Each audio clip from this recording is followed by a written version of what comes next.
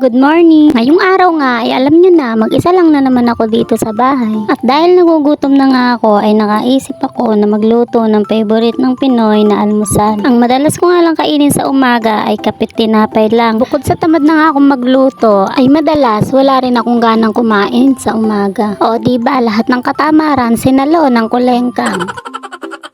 Sinangag ko nga yung tira naming kanin kagabi dahil pag ganito nga ang kanin ko sa umaga ay mas ginaganahan nga akong kumain ng mas madami. Lalo na kung ang bawang nito ay mapula na pag nilagay mo yung kanin. Mas nanunuot nga yung lasa niya kaya naman mas masarap siyang kainin. At sa wakas nga ay natapos ko nung lutuin ang simpleng almusal natin ngayong umaga. Tara nga at samahan niyo akong kumain nang sa ganon ay hindi naman nga ako mawala ng gana habang ako'y kumakain. At iisipin ko nga ngayon na habang pinanunood nyo to ay kasabay ko rin kayong kumakain. O diba? Majutak ang kulengkang. At alam nyo ba na habang kumakain ako ay may iniisip ako. O mga mare, hulaan nyo nga kung ano yung iniisip ko. Syempre, hindi nyo mahuhulaan yun. Ako lang ang nakakaalam. Charot lang.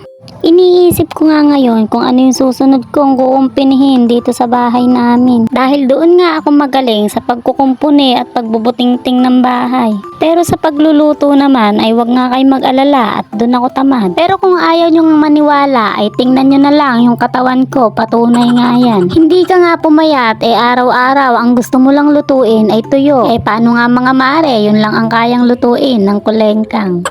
O mga mare, kung ayaw nyo pa rin nga maniwala ay itanong nyo na lang sa kapitbahay ko. At pagkayari ko nga kumain ay naisip ko na kung ano yung kukumpunihin ko dito sa bahay. Nakita ko nga yung mga labahin ko na dumadami. Kaya naman ito na lang muna yung gagawin ko ngayong buong araw. Oo mga mare, tama nga yung dinig nyo na buong araw. Dahil nga pag ako naglaba ay sa sobrang bagal ko ay inaabot nga ako ng gabi sa paglalaba. Dahil mamaya pa naman yung dating ng mga estudyante ko ay mahaba pa nga yung oras ko sa paglalaba. At dahil pag dumating na yung mga junakis ko ay kinakailangan nga akong huminto dito sa paglalaba. Dahil pagdating nga ng mga yon ay sigurado puno na naman ng kalat yung bahay namin. Ay talaga namang magmumukhang may piyesta sa loob ng bahay namin pag nandito nga ang mga bata na yan. Sinabay ko na nga rin na ikusot tong mga kumot namin dahil nga napakaganda ng panahon ngayon. At dahil hindi rin naman nga ganun karami ang mga labahin ko ngayong araw. Dahil hindi na rin naman ako naiipon ng gano ngayon kasi nga naaagad ko na yung mga labahin ko. Oh, hindi nga pumayat ang kulengkang. Sa bigat ng mga nilalaban na yan, talaga namang madadayat ka at ma-exercise ka. Pagkayari ko nga magkusot ng mga labahin ko ay sinimulan ko na maglagay dito sa washing. Maya-maya nga ay dumating na yung bunso kong anak. Ay, pakinggan nyo naman kung ano yung sinasabi. Hindi kami magkaintindihang dalawa.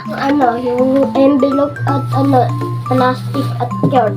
O, wag mo dyan ilagay yung medyas mo. Envelope at na ba yun? Envelope. Envelope at plastic at short. Ay, napakadami ah. Envelope at plastic at short. Tatlo lang yan. Baka baka short na plastic envelope. Ganyan. Ano dadalin mo? Plastic at envelope. Gagawin na daw. Ano ba gagawin niyo ron? Dito na yung gagawin.